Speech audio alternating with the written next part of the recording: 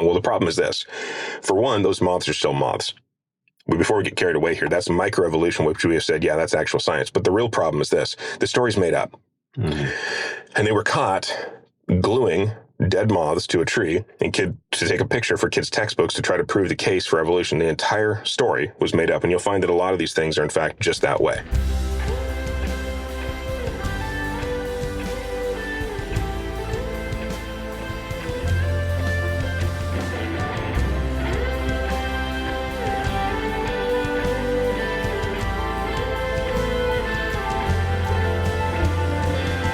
Ladies and gentlemen, welcome back to the It Stands Written podcast. My name is Braden, and I have Gavin here with me again today. We are continuing in our series on creation versus evolution. Today, we are talking about a topic titled Big Things, Small Things, All Things, looking at creation and just the macro and micro levels of it.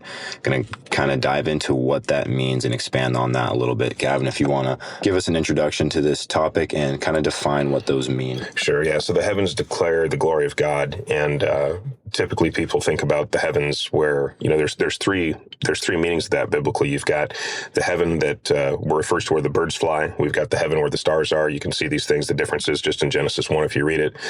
And you can see it, of course, in heaven where God resides, where the saved will go one day. And when it refers to the heavens declaring the glory of God, probably all of those things do that. The ones we're going to look at today are going to be the macro scale, basically the universe. Some things that are right before our eyes that don't require a microscope or a telescope to see, and some things that would require a microscope or something even with more capability to see. Because the evidence of his handiwork is in everything. The Bible says, before the mountains were born, or you gave birth to the earth and the world, even from everlasting to everlasting, you are God. That's in Psalm 90, verse 2. And he's been there outside of time, before time. So one of the things that comes up is, what did God do before the creation? And the answer is, there wasn't any time before that. He existed before that, right? He does whatever he pleases. Yeah. But time is something that he created also. It's something that we're familiar with. When you get to heaven, for example, you're not going to be looking at your watch. There won't be such a thing. There'll be no PM. There'll be no evening, right? Like the idea is that in heaven, he illuminates things and we won't have the same patterns of forward, backwards, sleep, those kinds of things. It's going to be very different. Right. So he exists outside of it all, but he created everything that we know. I wanted to make a point briefly on something that we talked about last week, which is that the only reason evolution pushes so hard to make the case for a old universe is because it's the only thing they've got to hide behind what cannot be believed otherwise. Evolution only works if you have millions and millions of years, because what we see and observe doesn't evolve. It doesn't do any of that. And so, of course, it's just what they have to have. So I just want to make that point. It's why they fight about it so much. It's why I fight about it so much. It's just not happening. It's not true. Yeah. So the word universe is Latin, and una means single or singular, and a verse is a spoken sentence. The universe is a single spoken sentence. God said, let there be. I love when an evolutionist or any kind of atheist uses the word universe because they have no idea what they're saying. Sometimes I'll ask them, can you say that again? I said universe. Okay, cool. I'll just make sure I heard you say it. Right. Because that's exactly what they're saying. Yeah. Let's talk about the Big Bang Theory. So we're going to start at how things, supposedly according to their theory, came to exist in the first place. And we're talking about, again, the space-time continuum. You have matter, time, space. You need all these things to exist at the same time. You might even add a couple things to that. For example, MacArthur pointed out a few years back that force is one of those five things. If you guys have ever heard of a guy named Herbert Spencer. Herbert Spencer is the one who pointed out that there's basically five things that we can break down all of what we know into. And they are time, space, matter, force, and action. So he died in 1903. And he was hailed as a brilliant guy because he discovered what was really just in the very first verse of the Bible, right? In the beginning, time, God, that's force, created, that's action. The heavens, that's space, and the earth, that's matter. So that whole matrix of existence is right there from the very beginning, like we pointed out last week. So with the Big Bang Theory, let's talk about what the evidence is for it. And really, there isn't much. There's a lot more against it than there is for it. The first thing is we have what they call the CMB, the cosmic microwave background. If you listen out into space, you'll hear this hiss. And what it is evidence, they say, of an explosion, because when explosions happen, you'll actually be able to hear that if you listen out there with certain instrumentation. If you Google an image of the CMB, you'll see what looks like a thermal image of hot and cold spots in pretty much any direction you look. And you see some red spots and some blue spots, some yellow in between, and it looks like there's a very sharp contrast between those colors. And yeah, visibly there is, but what we're talking about here, if you actually look at the scale, is incredibly small differences, very small differences of temperature, okay? And these differences are almost indetectable without extremely good instrumentation. The point is, these are not dramatic changes, they're just small to point it out. Now, it is helpful they've used the false color imaging to do this because we can see things more accurately that way, but I just want to point out they're small differences just for the sake of clarity. So they say this is the evidence of an explosion. And the other thing they have is what they call the red shift. This is the second thing that would be evidence of it. If you look, if you're familiar with the Doppler effect, for example, suppose that you're standing next to a set of train tracks, a train comes by, and as he's approaching, he lays on the horn, and when it comes closer to you, you hear an actual change in pitch. And when it goes away, it goes, That volume hasn't changed, just the pitch has. And what's happening is, as it's approaching you, the sound waves are compressing against you because it's coming close. As it starts to go away, it stretches those sound waves out. The same thing is true of light. So if you look at certain objects in space and you were to view them through a prism that's at the back of the eyepiece on a telescope, for example, it will display onto a sheet of paper you stick right behind it with just the right angles, the spectrum of color, right? At least the visible spectrum of it, okay, that we're able to see. And on that, you'll see a few black lines vertically across it. The black line that's farthest to the right, and you can go online to see this, is the one that we're concerned with. If it's shifted towards the red region, it's considered an object moving away. That's redshift, okay? If it's shifted towards the blue region, it's an object coming closer to you, okay? We believe it's compressing the light, okay? Now, what they talk about is there's a lot of things out there that are moving away from us. The universe is apparently expanding from some central point, I guess unknown, but they're saying this is also evidence that something blew up. The problem is, and by the way, those are the only two things I'm aware of that they'll ever use as evidence for this. They don't bother to explain what blew up, why it blew up, where the matter came from, the time, energy, nothing else is explained. They just say you have to believe this as it is. The trouble is, there's things that are coming towards us and moving away from us. Things are not following this exact pattern of expansion anyway.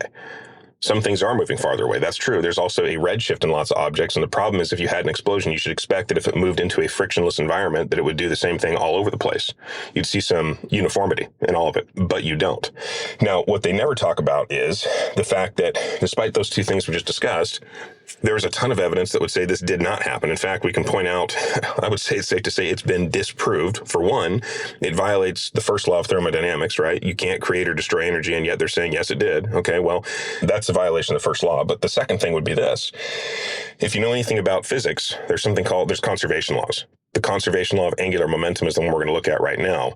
And basically, just imagine for a second, to make this easy, that a group of us are sitting on a playground kind of, hand-driven, muscle-driven merry-go-round, the kind that spins and everyone jumps off of, right?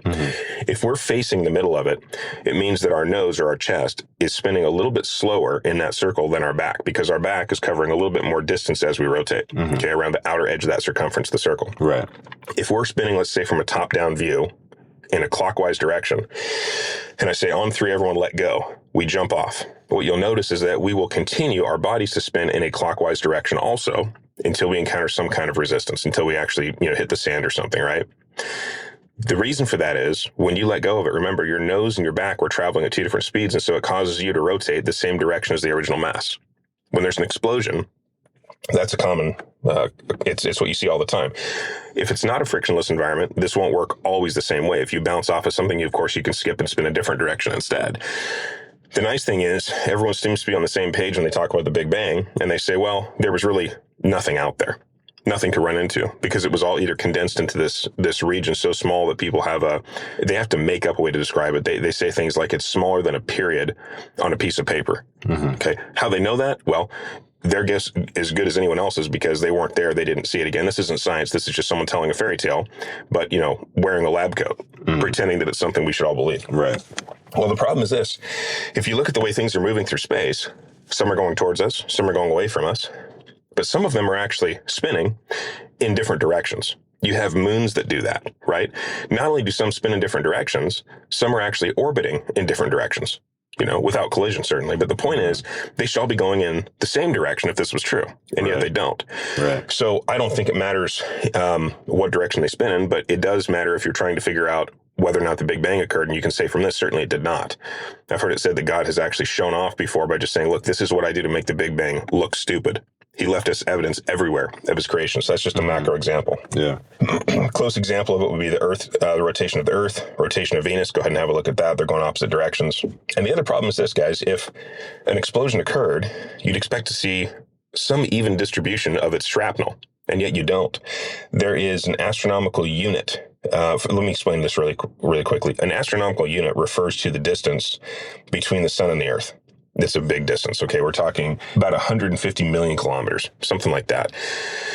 Between us, there's not a lot of stuff to run into. Basically, we've got almost sometimes less than 3 protons per cubic meter throughout space. It's almost complete vacuum. And then you run into a cluster of stuff, stars, planets, things like that. And then you've got nothing again. For hundreds and hundreds of astronomical units, you just run into nothing. There's nothing out there. So there's no distribution that you'd expect to find from some central burst point that you'd see, especially if there was a frictionless environment. I mean, these guys set up the rules. We're just following what they said. And of course, you can see it's not happening. Yeah. The other thing is, you might ask this, well, look, if it all came from one explosion, wouldn't you expect the material to be similar wherever you look? But it's not, right? Look at the sun, what it's made of, hydrogen, helium, things like that. Look at the Earth. Look what it's made of. Look at all the planets and how dissimilar they are. Excuse me, I say all the planets. I say all the planets just in our own solar system, for example, and all throughout, the universe. There is so much variety out here. It doesn't conform to the pattern we'd expect to find if the Big Bang were in fact true. It's not. And what blew up? And where did it come from? And what about the energy? And if we're expanding, what is it we're expanding into? What about the space? Anybody want to try to explain that? Right? How do we know that there's a, quote, edge to this universe anyway? They say it's expanding, the edge of the universe. The edge of the universe is nothing. There's no actual edge to it. This thing just goes on forever, and that should be plain to a little kid who looks up and considers the heaven for the first time as a 2-year-old, right? God made something that's infinite, and that should be an example of an infinite creator. In other words, if this thing actually had a boundary, it would make you think less of God. It doesn't have a boundary. He's literally showing off and saying this really goes on forever and ever and ever. It just doesn't stop. Yeah. And neither do I. I'm the creator, and that's why I can make it do that. Right. So a question comes up, and it's pretty simple. The question is, should a Christian play nice about this? And a Christian doesn't need to be rude about it, but we also need to be honest and say, this is ridiculous. And if you believe it, there's a good chance that you're going to believe all the things that go down that rabbit trail with it and conclude that there's no God, and do it because simply you're not following science. You're following the fact that it's easier to believe there's no God than to face the fact that one day you'll be judged by that God. Right. It's preferential. It's not scientific. It's not saying, hey, here's the evidence that's in front of me. Yeah. And I'm going to take it wherever it leads. That's what a real scientist would do. And of course, if you follow that trail, you become a Christian like I did. Yeah. Okay. At least I'm not saying you will. There was a time that I was a believer in these things and not a Christian. Hopefully, if you've got a repentant heart, you'll find the truth, and God will actually save you. But those two things aren't correlated in the sense that if you become very good at creation science, you'll automatically become a Christian. Right. There are other religions who are claiming this for their own God, and of course they're not saved. So just want to be careful about that. Mm-hmm. So God said, "Let there be lights in the expanse of the heavens to separate the light from the day. To separate the day from the night. And let them be for signs, for seasons, and for days and years, and let them be for lights in the expanse of the heavens to give light on the earth." And it was so. That's Genesis 1:14 through 15. Psalm 19:1 says this: "The heavens declare the glory of God, and the firmament showeth his handiwork." Firmament is just the sort of the King James. It's the old-fashioned way of saying sky. Okay, it's defined as the place where the birds fly in Genesis 1. Now, we found fossil evidence of things that shouldn't exist according to evolutionary theory. One of them is, I have an example, and you guys can go on and find this online, but you'll find that human fossils have been found that indicate people could be the size of roughly 16 feet tall. You take a femur, okay, that's in perfect condition, and you compare this to what a femur looks like on us, and you just simply scale it in ratio and go, my goodness, we found a human femur. Yeah, of someone who would have been about 16 feet tall. Well, according to the Bible, there were people who were giants, right? Goliath is one of them, okay? And he was probably 9 feet tall.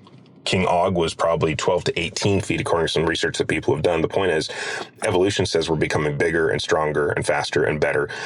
But when we look at the fossil record, as they'd like to call it, we actually see evidence that humans used to be bigger already. And we're the sickly ones. We think we're getting stronger because we have some modern medicine that's adding moments to our life. Right. But not, we've lost hundreds and hundreds of years already, so we're just trying to make up for what used to be. Right, we're getting weaker. We're getting much weaker, right? Yeah. We even proclaim ourselves to be wiser than we used to be because we got the internet at our disposal, but it hasn't really helped, right? We seem to think that we're godly in the sense that we can get information quickly now. Yeah. Very little is earned these days. But God has created big things. There's lots of evidence of that. He's also created very small things. We want to talk about both sides of the scale today. So it says this, for you form, this is Psalm 139. For you formed my inward parts. You wove me in my mother's womb. I will give thanks to you, for I am fearfully and wonderfully made. Wonderful are your works, and my soul knows it very well. So if you haven't heard this verse before, guys, if you're just someone who's maybe looking into Christianity, go read Psalm 139, verses 13 through 14, and just dwell on it for a little bit. What this says is that whether you've recognized it or not, maybe you're only coming to this realization now, you were fearfully and wonderfully made. Okay? He formed you in your mother's womb. He had thoughts about you when you were created. And by the way, he had thoughts about you before you were created.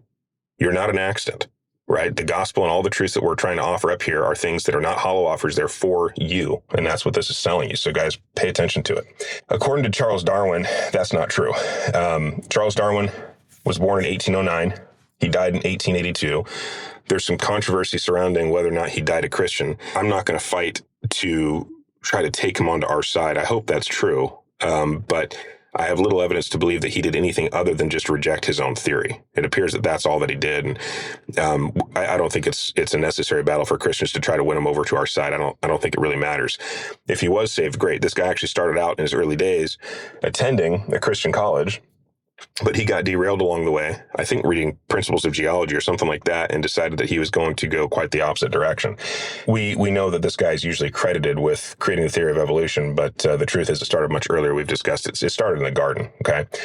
Now, Darwin's idea was pretty simple. He said that mutations that happen randomly get filtered through a process known as natural selection, okay? And natural selection is defined as the survival of the fittest. This is a tautology. What it means is it's really something that doesn't need explanation. If I said, okay, well, survival of the fittest, let's define the fittest. Who are they? Well, the fittest are defined as those who survive. So what he's saying is this is the survival of those who survive. It's pretty brilliant stuff he came up with. This is amazing stuff. A lot of thought process. He put his whole life into it, and that's what he came up with. And so what he's saying is, of course, something that has attributes more likely to benefit it, it's going to have more opportunity to reproduce and therefore bring out offspring similar to itself, and things just start to follow that pattern. So there are examples of this. I have, unfortunately, you guys can't see the screen that Braden and I are looking at, but I have an example here of what's you can Google this. This is called Lamerick's giraffe. Okay. And Lamerick's giraffe is a giraffe that in the first image, as he changes into a taller giraffe, starts out short and so short that he can barely reach the leaves. But with time, his ancestors become taller. The problem is he'd be dead if he couldn't reach them in the first place. Right. He wouldn't have ancestors, right? Yeah. And they're saying, well, it just takes one of those guys, Gavin, to reach the leaves. Exactly. And if the first one doesn't do it, then none follow. Right. It does take just one. Yeah. Okay. Now, the problem is they're not going to do very well. The other thing is there's a luckiness factor. Right? This isn't exactly a biblical thing, but the point is this. If you've got a whole bunch of krill swimming through the ocean and a whale comes along and opens his mouth and eats about 10 million of them, a few of them escape out the side of his mouth, does that mean they were fitter or just luckier? There are so many factors here at play. It's really ridiculous to think that this is actually doing anything. Now, we're going to put the nail in the coffin on this in just a minute, but I want to point out this is another drawing. They're going to draw things to make a case for what can't actually be seen. They have to always do it with some kind of a theory and say, just imagine it happened this way. That's exactly it. Just imagine. Jesus actually said this. He said, which of you by taking thought can add 1 cubit to his stature? Well, apparently the giraffe can, according to these guys, but probably not the case. Now, because there's no evidence for evolution, the first 5 varieties we discussed in the other episode, they have to make up evidence for it, okay? And so what they've done here, and we're going to talk about what's known as the peppered moth. This is one of the stains on evolution for the dishonesty they've been caught for. The peppered moth was basically a moth that could come in one of 2 colors, dark or light. And in an area where the trees had dark bark and it landed on them, it was harder for allegedly, a predator to see it and eat it. And so what they showed is after a couple generations of these white moths being in an area with dark bark, the white moths became very rare and the dark ones became more abundant. And they said, see, this is an example right here of evolution. These little random mutations create the different colors.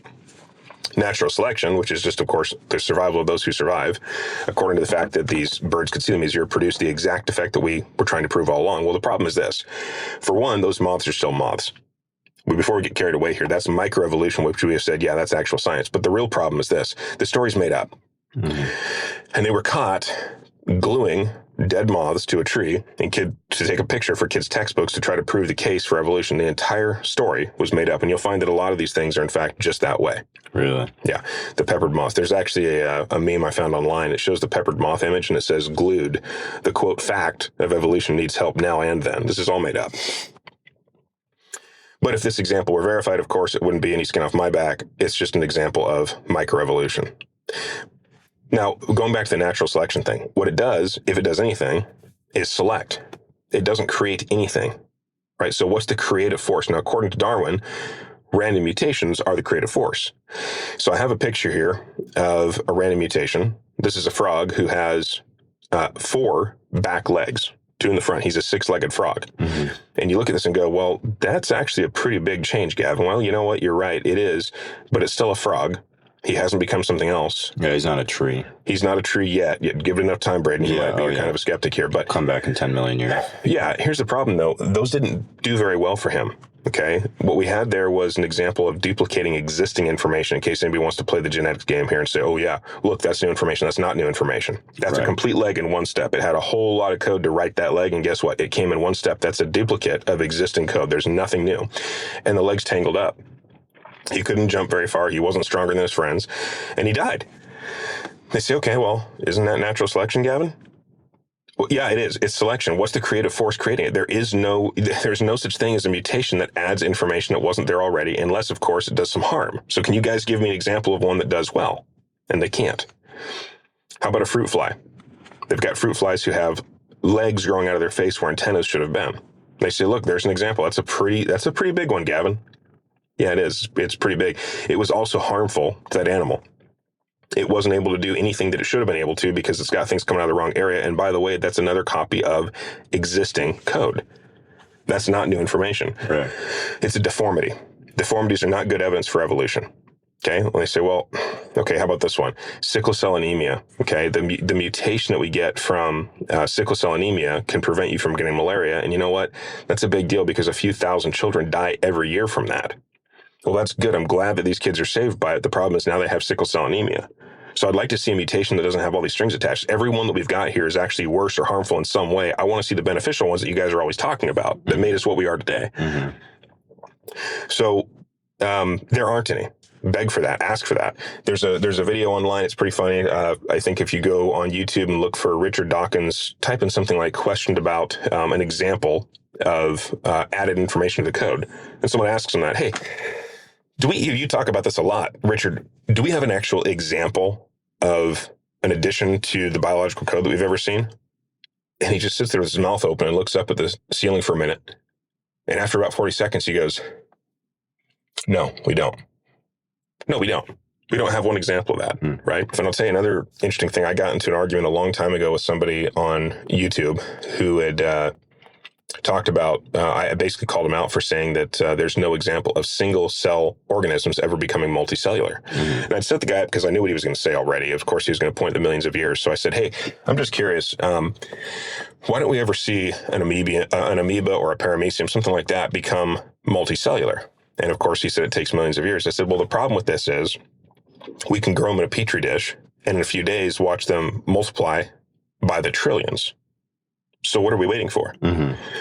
You know, and he didn't really have an answer, but a couple of days later, he came up with one that he thought was going to satisfy the group. This is everybody on YouTube commenting. He said, there actually is an example, Gavin. I found it for you. Look up channel flagellates. So I did. And what channel flagellates are is a single cellular organism that when it's attacked is able to signal to another similar channel flagellate that it has been attempted to been swallowed by something larger. And what they do is they hold hands. They have a way to bind. and they make a small circle where they all hold on tightly. And now, as a group, they are harder to swallow and usually win that battle in numbers. And he said, there you have it. I said, really? So when you see a pack of coyotes running together, do you refer to them as one organism?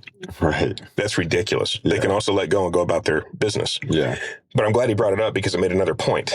These chenoflagellates had an innate capability that we just weren't aware of. It didn't evolve that. They would like to say it did. The problem is all of these had this ability that all we had to do was elucidate it by attacking them. And they did what they were programmed to do in the very first place. There's a ton of information in the code that will never be utilized by many organisms. There's things written in our code that will fight diseases you and I are never going to face.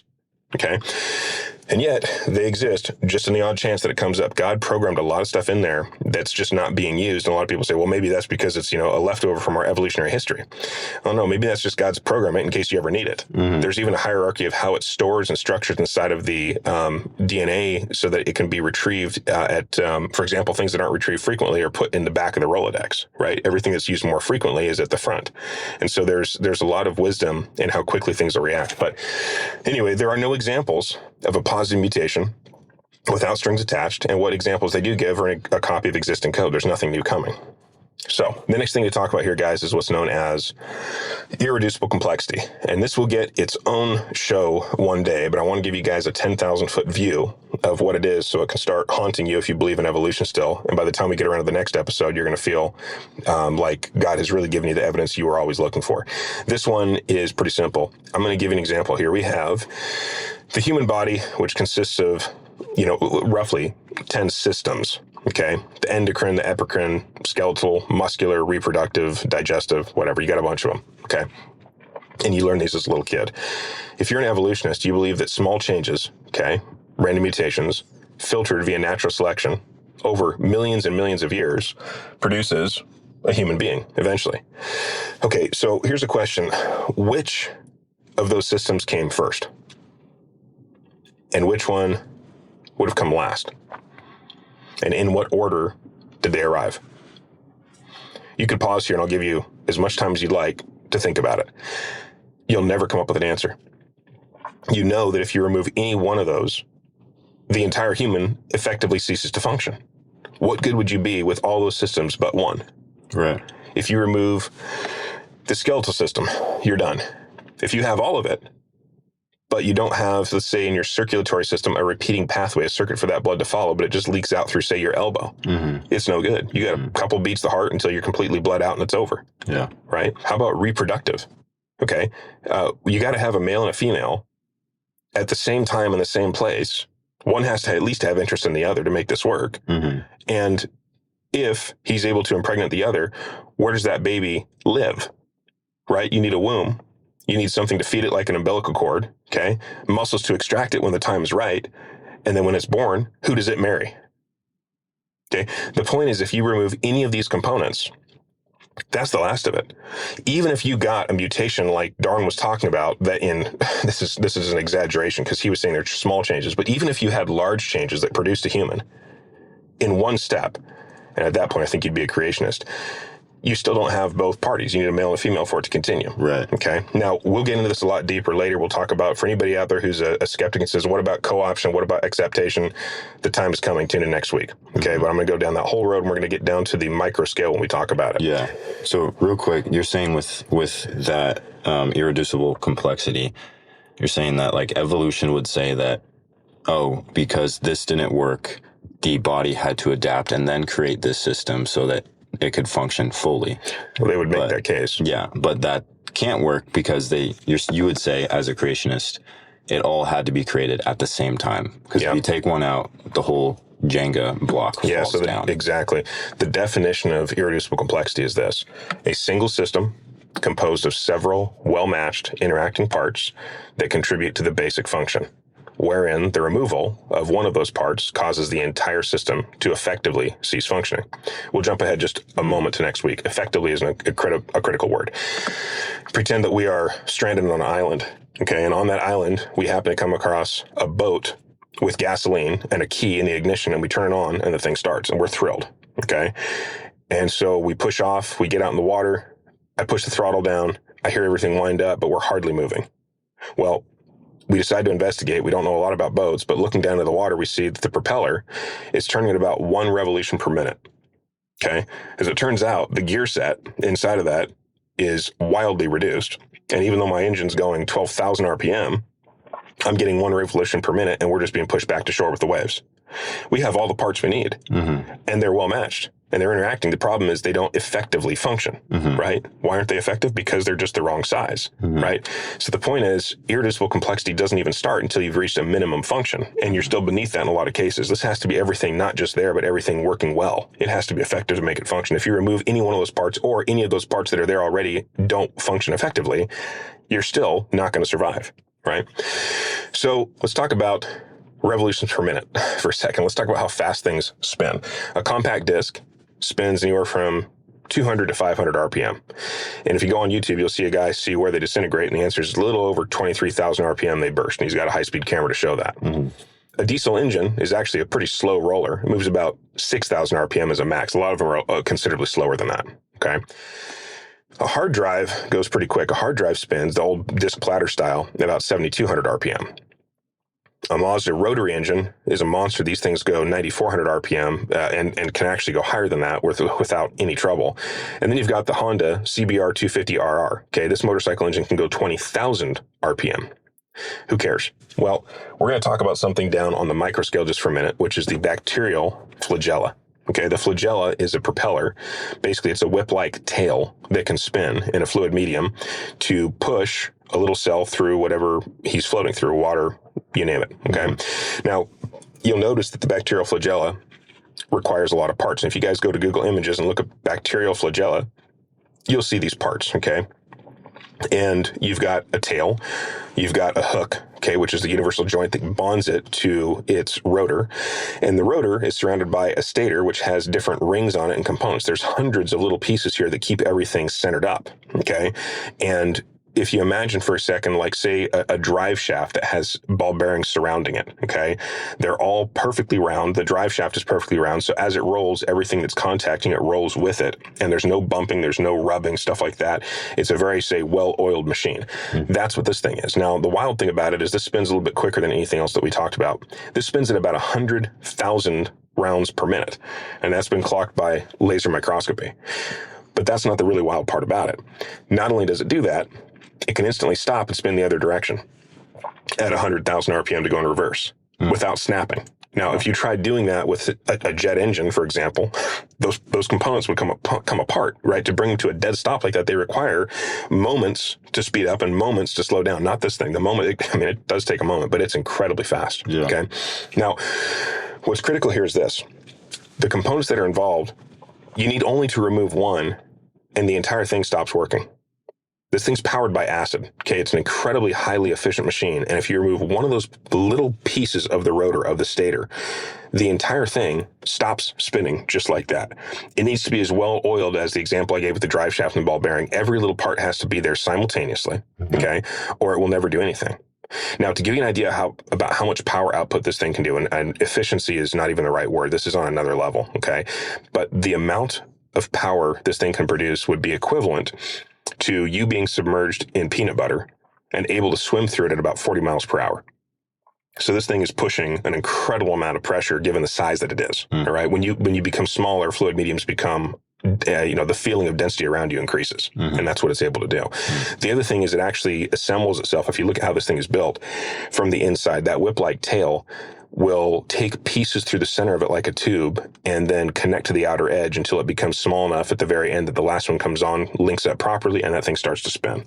Okay, it's just an amazing piece of God's work. But again, remove one piece and the entire system fails to effectively cease functioning. So the question for the evolutionist is this: how did that thing evolve?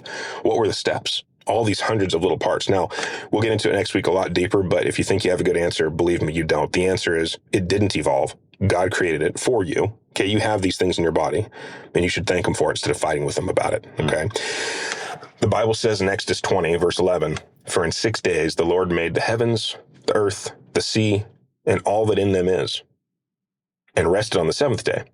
Therefore the Lord blessed the Sabbath day and made it holy." Guys, he made, listen to this, okay, the heavens, the earth, the sea, and all that is in them, or that in them is. Sorry, I'm mixing versions here. Think about this, guys. There isn't anything he didn't create. The Bible is God's word, and it's true. Now, I'm going to throw out there just for a second as we wrap up some questions that we haven't answered. Maybe some of these we have, but if this bothers anybody out there, contact us and say, hey, this is shaking my faith. I really want an answer to this thing because I've heard this before and it's just been killing me. Can you please address it? And we will. Okay. I'm going to throw some questions out there. Who did Adam and Eve's kids marry? Does carbon-14 dating disprove a young Earth, or any of the other dating methods? Just there's a bunch of them. Okay. How did Noah fit all the animals on the ark? How did he fit the dinosaurs at all? And why doesn't the Bible mention dinosaurs? How do I endure tests and teaching on evolution? If you're a student and you know you're going to fail by just giving the right answer, reach out. We've got answers. I'm going to try to address these things whether you reach out or not. Do humans have gill slits in embryo? Okay. How did freshwater and saltwater fish survive a flood that mixed all the water together? If the flood covered the earth, why are there still freshwater lakes? Did the flood cover Mount Everest too? And if it did, where'd the water go? What about tree ring dating? Does ontogeny recapitulate phylogeny? What about the Ice Age? What about stalagmites, stalactites? Did humans really live 900 years? If there was no death before sin, what did lions and other carnivores eat? What about Pangea? Were the continents once connected? What about magnetic reversals? Don't they prove an old Earth? And how do you know that Jesus is the creator? That's a critical one. There's a lot of people saying they did it. The answer is, I'll tell you right now, the answer is Jesus did it, but we'll talk more about it later. If God created the universe 6,000 years ago, why can we see light from stars that are 20 billion light years away? It shouldn't be here by now. Aren't mutations or deformities evidence of evolution? We touched on that a little bit today. What about vestigial or homologous organs? Are they evidence for evolution? What will you say, Gavin, when scientists create life in the laboratory? Well, they won't. But if they did, I'd say thanks for proving it had to be created. Right. Okay. Is there any stronger evidence for creation? Stand by. Yes, there is. And eventually we'll get into what I consider to be an intermediate class on this. We'll talk about that probably next time. And then we'll get into, at some point, a rather advanced class that you'll listen to. It's nothing to be scared of. I'll try to explain as best I'm able. But the point is, it's going to put the nail in the coffin harder than anything that we've talked about already. And it's irrefutable. It uses math. It talks about the sequence specificity of our DNA, and it's just going to glorify God in ways that you haven't fathomed yet. So anyway, thank you for taking the time, Braden. And if you guys have questions, feel free to contact us. Yeah. Thank you, Gavin, for explaining all of that. That was super in depth and hopefully helpful to you listeners. Listeners, we thank you for joining us on this episode of the It Stands Written podcast. And Lord willing, we will see you on the next one.